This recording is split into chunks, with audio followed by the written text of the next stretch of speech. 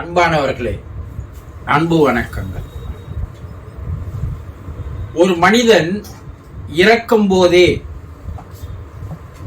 அவன் மறுபிறப்பு எந்த நிலைகளில் எடுக்கிறான் என்பதை தெரிந்து கொள்ள முடியுமா? அது எப்படி முடியும்?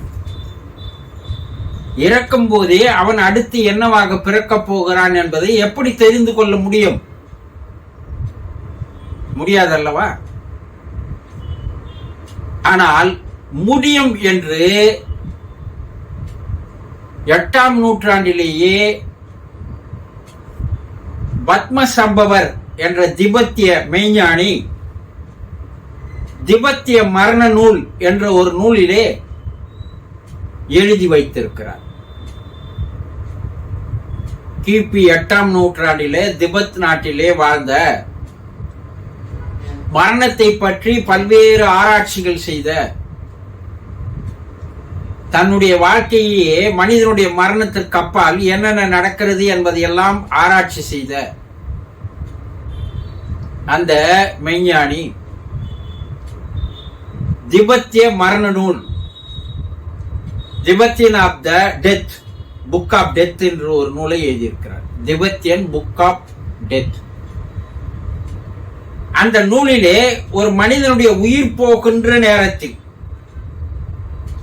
அவனுடைய உடலிலே ஏற்படுகின்ற சகிம்சைகளை வைத்து, நடவடிக்கைகளை வைத்து அவன் அடுத்து என்னவாக பிறக்கப் போகிறான் என்பதை கூறிவிட முடியும் என்று அந்த புத்தகத்தில் எழுதியிருக்கிறார். ஆச்சரியமா இல்ல இருக்குது? அடுத்து என்ன பிறக்க போறன்னு அவனுக்கு தெரிய ஆரம்பிச்சிடுது இல்ல? அப்படி என்னதான் அதுல சொல்லி இருக்கிறார் பார்க்கணும் இல்லையா? ஒருவன் இறக்கும் போது அவனது வலது கையானது துடித்தால், அர்த்தமே இல்லாம பெதட்டின்னு இருந்தா, அவன் என்ன பேசுறானே தெரியாது. அவன் பாட்டுக்கு எதையோ பேசின்னு இருப்பான். உடல் சூடானது வலது பக்கம் இருந்து குறைய ஆரம்பித்தால் 3 சிம்டம் சொல்றார் அவர். ஒன்னது, வலது கை துடித்துக் கொண்டிருக்கும், ஆடிக்கொண்டிருக்கும். அர்த்தமே இல்லாத எதையோ பேசுவான். உடல்ல வலது பக்கம் இருந்து சூடு மெதுவாக குறைய ஆரம்பிக்கும். இப்படி இருந்தால் அவன் நிச்சயமாக அரக்கராக தான் பிறப்பான். கடோபோபனிடத்துல சில சிம்டம்ஸ் எல்லாம் சொல்றாங்க. அடுத்த ஒரு பிறப்பு இருந்ததுன்னா அரக்கரா பிறக்கலாம், தெய்வமா பிறக்கலாம், மனிதரா பிறக்கலாம், விலங்கா பிறக்கலாம் எல்லாம் முன்காலத்துல நூல்ல எழுதி வச்சாங்க. இந்த கருட புராணம் நூல்லையும் அது போல சில செய்திகள் இருக்கிறது. ஆனால் இவையெல்லாம் வருவதற்கு முன்னாலேயே இவர் அதை கணித்திருக்கிறார். அவன் அரக்கரா பிறப்பான். சரி, இறக்கம் தருவாயில் விலங்குகளைப் போல குரல் கொடுத்து கொண்டு வித்தியாசமா விலங்குகள் கத்துவதை போல கத்திக்கொண்டு, சிறுநீர் ஒழுகிக் கொண்டு, உடல் சூடானது பால் உறுப்பில் இருந்து குறைய ஆரம்பித்தால் அவன் நிச்சயமாக ஏதோ ஒரு விலங்காக அவன் பிறக்கப் போகிறான் என்று கூறுகிறார். நீ நாயா பொறுப்ப, நரியா பொறுப்ப, கழுதியா பொறுப்ப என்ன சொல்லுவாங்க இல்லையா? இந்த சொல்வாக்கு எப்படி வந்தது என்றால், ஏதோ பெரியவர்கள், முன்னோர்கள் பழைய நூல்களை எல்லாம் படித்து பார்த்து அதை பேச்சு வாக்கில் எடுத்து வரும்போது சொல்வார், நீ மிருகமா பிறக்க போற, நீ செய்த பாவத்துக்கு மிருகமா தான் அடுத்த பிறவி வரும் என்று சொல்லுவார்கள். இப்ப இவர் என்ன சொல்றாரு? விலங்குகளைப் போல குரல் கொடுத்திருந்தால் அவன் விலங்காக தான் பிறப்பான். என்று கூறுகிறார். சரி, மூன்றாவது என்ன சொல்றாரு? உடல் மஞ்சள் நிறமாக மாறினால், சாவர நேரத்தில் அவன் உடல் கொஞ்சம் கொஞ்சமா மஞ்சள் நிறமாக மாறி வந்தால், அவனுடைய உடலுடைய வனப்பு பொலிவு குறைந்து போனால், வாயிலிருந்து எச்சிலானது ஒழுகிக் கொண்டே இருந்தால், அவர்களுடைய உயிர் நிலையிலிருந்து விந்து கசிந்து கொண்டே இருந்தால், அவன் பேயாக பிறப்பான். அடுத்த பிறப்பு அவனுக்கு பேயாக பிறப்பெடுப்பான் என்று எழுதியிருக்கிறார். சரி, நாலாவது என்ன சொல்றாருன்னா, வலது உள்ளங்கால் ஆடிக்கொண்டிருந்தால், முதல்ல வலது கை துடித்துக் கொண்டிருந்தால் ஆடிக்கொண்டிருந்தால் சொன்னாரு. இப்ப என்ன சொல்றாருன்னா, வலது கால் ஆடிக்கொண்டிருந்தால், அவனை அறியாமல் ஆசன வாய் வழியாக மலம் வெளியேறி கொண்டிருந்தால், அந்த நேரத்துல இறக்குற நேரத்துல கோப உணர்வு வெறிப்பு பிடிச்சவருக்கு மாதிரி நடந்து கொண்டால்,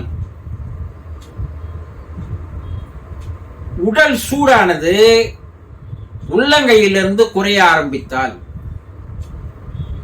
நிச்சயமாக அவனுடைய பிறப்பு பூமியில் இருக்காது, நரகத்திலேயே தான் இருக்கும். நரகத்துக்கு தான் செல்வாங்கன்னு சொல்லுவாங்க இல்லையா? அப்போ அவனுடைய பிறப்பு என்பது நரகத்தில் தான் இருந்து கொண்டிருக்குமே தவிர அவன் பூமிக்கு வர முடியாது. அடுத்தது என்ன சொல்றாருன்னா, மூக்கில் சளியானது இடது நாசி வழியாக வெளியேறி கொண்டிருந்தால், ஒழிவு கொண்டிருந்தால்,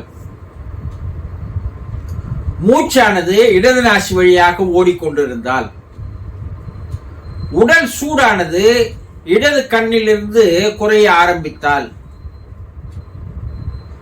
அவன் மறுபடியும் மனிதனாக தான் பிறப்பெடுப்பான் என்று சொல்கிறார். சரி, இறக்கும் போது நல்ல சூழ்நிலைகள் இருந்தால், உடல் உறுப்புகள் எதுவும் பழுது அடையாமல் இருந்தால், உள்ளுறுப்புகள் எதுவும் பழுது அடையாமல் நன்றாக செயல்பட்டு கொண்டிருந்தால், அதாவது இருதயம் நன்றாக செயல்பட்டு கொண்டிருக்க வேண்டும், நுரையீரல் நன்றாக செயல்பட்டு கொண்டிருக்க வேண்டும், வயிறு ஜீரண உறுப்புகள் நன்றாக செயல்பட வேண்டும், சிறுநீரக உறுப்புகள் நன்றாக செயல்பட வேண்டும். ஆக மொத்தம் உடம்புல ஓடுற தசவாயுவும் சரியாக செயல்பட்டு கொண்டிருந்தால், ஓடிக்கொண்டிருந்தால், தெளிவான விழிப்புணர்வோடு இருந்தால், அவர் அருகில் யோக பயிற்சி குருமார்கள் யாராவது இருந்தால், ஒருவேளை அவர் யோக பயிற்சிகள் கற்றுக்கொண்டிருந்தால், அவருடைய உணர்வை தல உச்சியில் கொண்டு வர முடிந்தால், அவர் மறுபிறப்பு இல்லாமல் தெய்வ நிலையை அடைவார் என்று கூறுகிறார். இப்படி படிப்படியாக மனிதர்கள் இறக்கும் போது அவர்களுக்குள் என்னென்ன நடக்கிறது என்பதை மிக தெளிவாக எடுத்து கூறியிருக்கிறார். ஒருவர் இறக்கும் போதே அவருடைய மறுபிறப்பு நிலையை தெரிந்து கொள்ள முடியும், புரிந்து கொள்ள முடியும் என்ற ஒரு அற்புதமான சூசகத்தை அவர் தெளிவுபடுத்தி இருக்கிறார். இதையெல்லாம் பார்க்கும்போது நம்முடைய முன்னோர்கள் இறப்பை பற்றி எப்படியெல்லாம் ஆராய்ச்சி செய்திருக்கிறார்கள் என்பது தெரிய வருகிறது. ஒருவேளை இதெல்லாம் நம்மால் தெரிந்து கொள்ள முடியவில்லை என்றால், வெளியே புற உலகில் நடக்கின்ற சூழ்நிலைகளை வைத்தே அவர்கள் எப்படி பிறப்பெடுப்பார்கள் என்பதை அடுத்து கூறியிருக்கிறார். மழை பெஞ்சிருந்தா, வெயில் அதிகமா காஞ்சிருந்தா, மேகத்துல மாறுபாடுகள் இருந்தா, காற்றுல சூழ்நிலைகள் வேறு மாறி இருந்தா, இதையெல்லாம் வைத்து கூட ஒரு மனிதனுடைய இறப்பிற்கு அப்பால் எந்த நிலைக்கு செல்வான் என்பதை எடுத்து கூறியிருக்கிறார். அதை பற்றி அடுத்த வீடியோவில் தெளிவாக பார்ப்போம். சந்தோஷம்.